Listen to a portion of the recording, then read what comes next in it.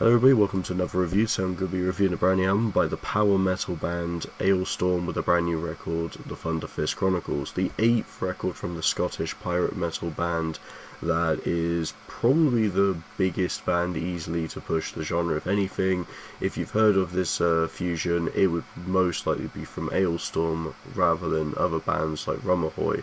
So Christopher Bowles, the lead singer, has also been dabbling in other groups. He's worked in a frog metal project, which I don't really remember the name of, but his other claim to success in some way is Gloryhammer, a power metal band that, thanks to kind of the Alestorm direction he's been pushing, Gloryhammer's kind of been going in their own way and has been garnishing a lot of fans in the power metal community, and honestly a bunch of their stuff is pretty fun to listen to, but Alestorm to me is always the best project from Christopher, so I'm going to stick with this one. I'll be going through this album track by track and seeing how it holds up. Is it something that generally brings some fun, refreshing ideas to Alestorm's sound, or is the pirate metal bit kind of getting a bit too overdone? Is it a shtick that needs to be put to rest?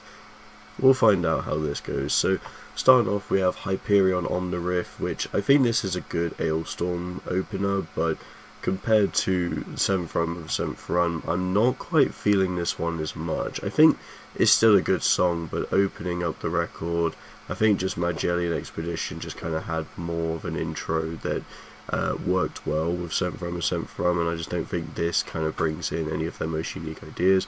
And I apologise if you can hear that clacking, that's just the wind blowing my blinds, and I've had to leave the window open because it's been bloody hot in the last few days in the UK, so yeah, apologies for that.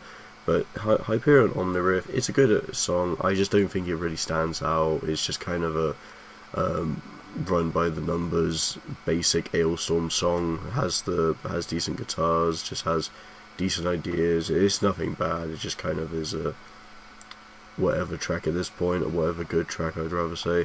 Then we have Killed to Death by Piracy, the second single, probably the biggest song on the album, mainly due to the animation. Every single time they get an animation now, it does quite well. I mean, P-A-R-T-Y from the 7th run is actually one of the most popular Alestorm songs, and it's nice to see new Alestorm doing well, because I thought after the Curse of Crystal Coconut, Alestorm's hype died down, but if anything, it shows that the band's still full of a lot of potential, and it's nice to see them thriving. Killed to Death by Piracy was a fun single.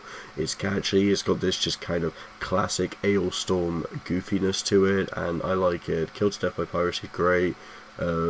The methods of dying, like being hit by a car, just kind of ties into the silly, tongue-in-cheek aspect to Alestorm, and the song's great. Honestly, Elliot's Uncleans have been great on this record, and this is kind of one of the first tracks that made me think, holy shit, it's definitely a step up from what we've heard. Not that it's bad, it just feels like he's really engaging more into other types of uncleans rather than just the usual growls and screams. But yeah, pretty cool. Banana, probably my favourite track of the record. I remember I listened to this one before I listened to the album, and I like this one a lot. It's catchy, I love the Banana Daiquiri, probably butchered that, I don't know why. I like that bit, and I just generally like the whole song as well. It's just got some fun electronic grooves into this metal sound, and I love how the first verse is just so aggressive with the uncleans. It's just a surprise. Banana just brings a lot of this energy to it. I think the only thing that I'm kind of expected was this to be a Sea of Thieves reference, because Banana, Sea of Thieves, it's kind of got quite a bit of a iconic fit, at least for Sea of Thieves players, but maybe one day there'll be a Sea of Thieves related Alestorm song. Maybe one day, but Banana's insane. I love this one, and it kind of plays into the goofy aspect, but still pushing into some very fun ideas. Similar to how I like Curse of Crystal Coconut, tracks like Chomp Chomp, this one's clearly a jab at King K. Rool from Donkey Kong Country, and I love the fact that they have a song that plays into it also being silly. It is kind of reminding me of that. I like it. Frozen Piss 2, lead single for the record. It doesn't quite feel like a lead single song, at least the way it's presented. but I love this one. Frozen Pit is one of the catchiest songs Alestorm's put out. Fun, energy. Again, I think Elliot's Uncleans are fantastic here, and I think this probably is one of the best lead singles we've had from Alestorm. Even if it doesn't feel like it should have been a lead single, I love this one a lot. The Storm, probably one of the most serious Alestorm songs in a while. I feel like we haven't really had anything like that for the last two records, because the last two records kind of wanted to focus on a more goofy aspect, and I feel like this record does as well, but they did want to give an attempt at making something that felt more, I guess kind of standardized. But then again, why is that something a lot of people want, more serious pirate songs? A pirate metal band isn't supposed to be kind of serious anyway, but the Storm does it in a really good way. The instrumentation, the sound, everything, I love it on this one. Mountains of the Deep goes straight into the silliness by, well, talking about Mountains of the Deep's big boobs. I did not expect that, and I was kind of surprised. Good song, probably one of the weaker ones in my opinion on the album. It just doesn't really have as much of the catchy factor, just kind of relies on the gimmicky silliness to make it stand out, but I feel like they've already been doing that already with previous songs on the record. Goblins Ahoy, this one's cool. I like the story of them talking about goblins, but I do think this is probably the worst song on the album. There is nothing other than the kind of storytelling of it that I remember. It just feels like kind of a, yeah, it's there. I mean, it probably will grow on me sort of track, but I'm not really that big on it. Then finally, the last track, 8th track, Mega Supreme Treasure of the Eternal Thunderfist.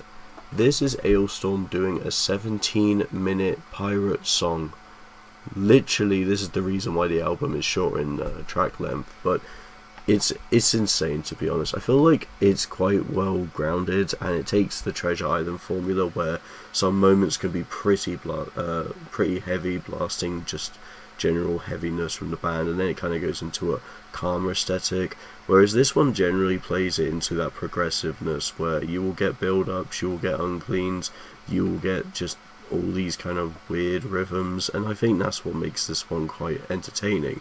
Certainly very experimental for Alestorm, and I kind of appreciate the band to do this. I like the experimentation the band gives. I feel like there's a lot of ideas that they could go for, and a long Alestorm song hasn't necessarily been done like this. We've had almost 10-minute ones, but this is definitely longer than that. But I appreciate it. I think it's a nice addition to the record, and that's pretty much it.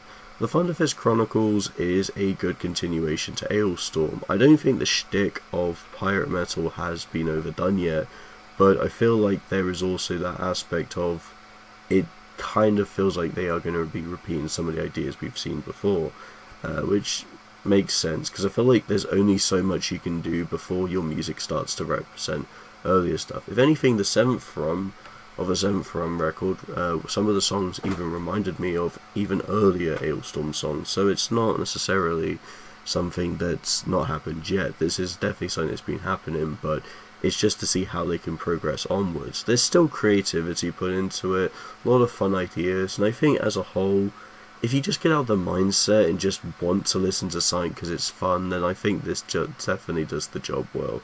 It's not anything groundbreaking for Alestorm, and frankly, if you want the best experience from Alestorm, in my opinion, I feel like Sunset on the Golden Age, Curse of the Crystal Coconut, or even some of the earlier stuff like Black Cells and Midnight will give you more of the experience you're wanting from Alestorm. I feel like the first few albums play into the more serious stuff, just building up all these stories, and later on they know that they can get more people in with songs like Fuck With An Anchor due to how many people got into the band because of it, like me for example. But that's pretty much it with Alestorm. It's good, it's a good album, and I feel like the EP generally worked to kind of shape the direction this one takes, but as a whole, definitely not their best, one of their weakest albums. But I kind of prefer it to Seventh Rum because I do not like the fact that they did the Wooden Leg Part 3 and made it kind of even worse than the first two, which were great songs.